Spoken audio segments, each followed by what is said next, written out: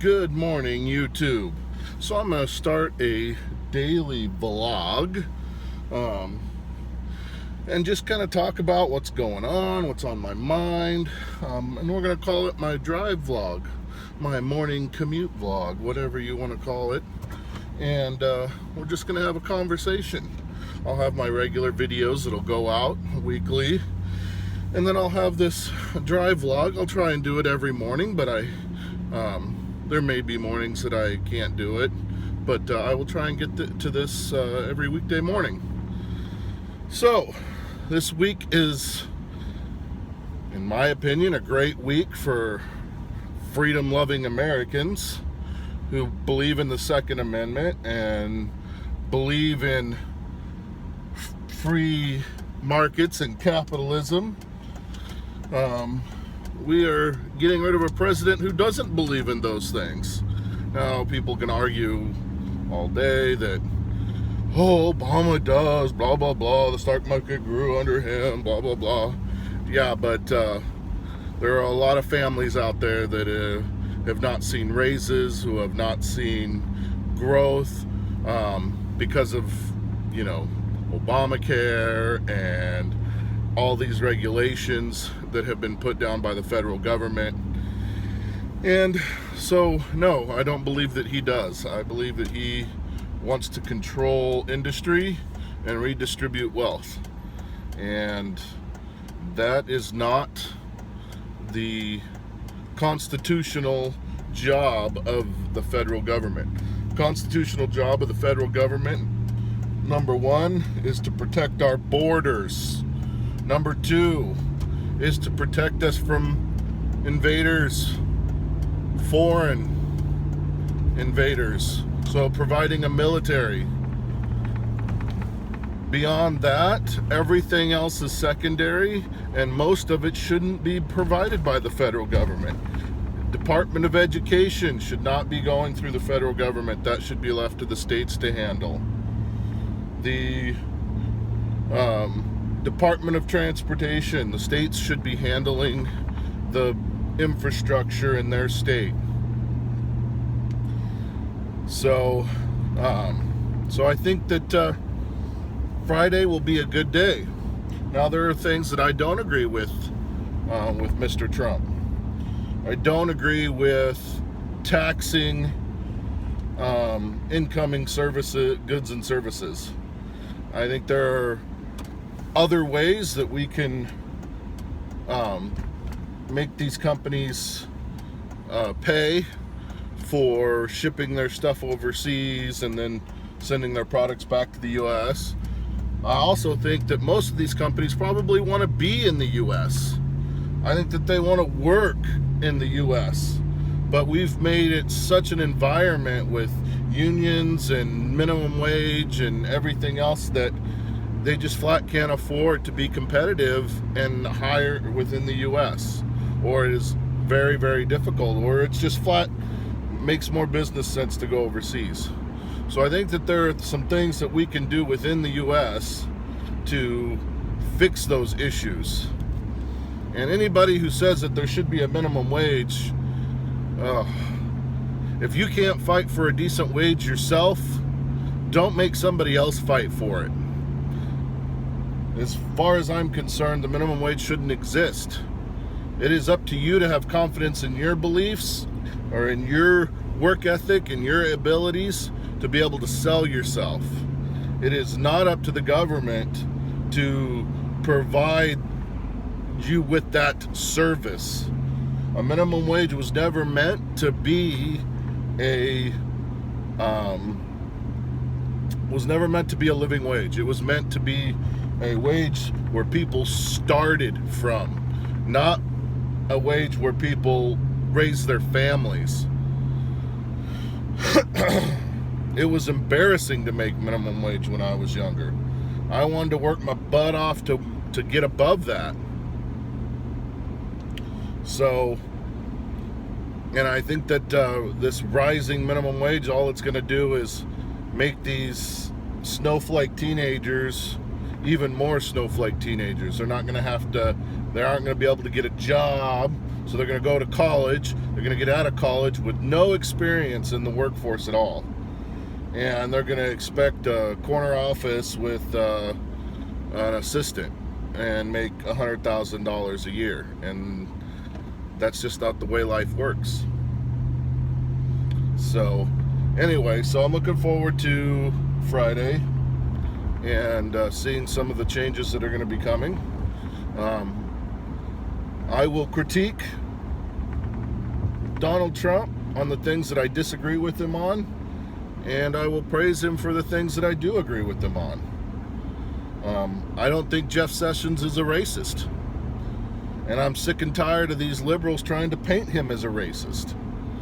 I mean, if you do your true fact history on Mr. Sessions, you see that the guy has a great record of civil rights. He prosecuted the KKK. He took it out of the federal court and put it in the state court so that there was the possibility to have the death penalty, because at that time they didn't have a federal death penalty. I mean, how much more do you want from somebody? So do your history. People like D.L. Hughley, who just gets on his high horse and trashes anybody who's a conservative just because, you know, he's black and he falls in line with the typical liberal beliefs. And that just ticks me off. Do your own research. Do your own fact checking. Quit painting somebody just because they're a conservative and just because somebody may have called them a racist in the past doesn't make it fact, especially in this climate. You know, everybody said that George Bush was a racist, and you know, we got Mr. What's his name, the rapper on there, George Bush hates black people. And you know,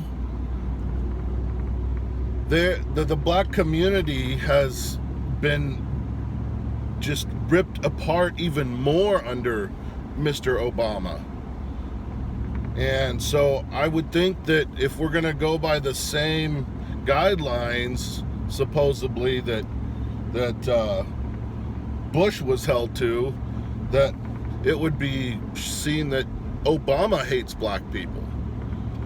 Or how about this? Let's just quit making everybody a racist that you disagree with and just start paying attention and looking at their politics and having an argument against what they believe that's strong and can hold up, besides, oh, they're a racist, oh, they're a homophobe, oh, they're a bigot. Now, does that mean that Trump hasn't said some things in the past that, you know, cringeworthy? Absolutely. But you know what? He speaks off the cuff, and he doesn't often speak from a note card or a teleprompter. So yeah, he's gonna say things that come to his brain that maybe aren't the best things to say, or maybe could have been said more eloquently, but the substance of what he's saying is not racist. If he comes back and says, that's not necessarily what I meant, I think we should ban Muslims from, you know, dangerous parts of the world, I don't think that that's a problem. I think that until we can figure out how to vet those people, I mean, look at Germany and the issues that they're having in Germany for just allowing whoever to come in, and the violence that has gone up in that country. I mean, come on. Let's learn our lessons from other people and go, yeah, that's not what we want America to look like. Yes, America is a melting pot, and I want everybody to come here that wants to be here. Not wants to be here to harm us, but wants to be here and thrive and be my neighbor and, you know, have a conversation with me and accept me for who I am, and I want to accept them for who they are.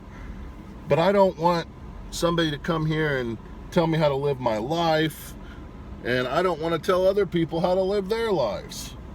I just want to know that I'm not going to get murdered by my next door neighbor. And I think that the number one job of the federal government is to make sure that that doesn't happen. We can have a loving immigration system without letting people just pour across our borders.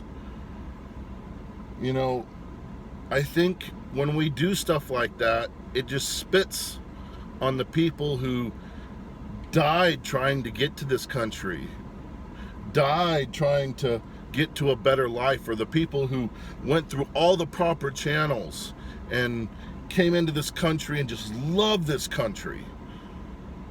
We spit on them when we make it just so easy for people to just pour across the border, and who have no respect for the people prior who built this country. So anyway, guys, those are my morning thoughts. Please like, subscribe, share if you agree. Leave me some comments, and maybe we'll make this an everyday thing. Thanks for watching my morning blog.